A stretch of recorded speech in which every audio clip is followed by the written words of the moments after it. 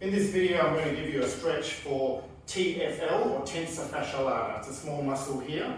Tensor Fascia Lata and glute max together attached to the Iliotibial Band or the ITB.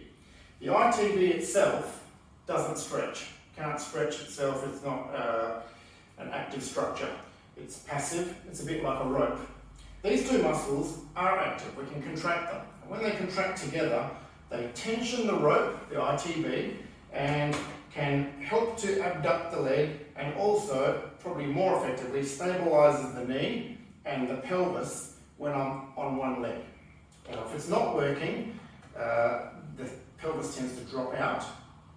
Glute med, glute max, that function helps to pull it back in and keep it on track.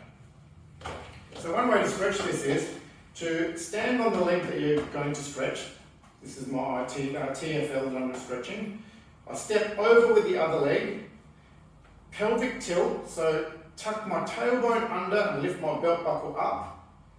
And then because the muscle's on a bit of a 45-degree angle here, I lean back in the opposite direction. So here's the muscle, I lean back in the opposite direction, and now I can feel it tensioning right there. Some people have difficulty posterior pelvic tilting, doing that.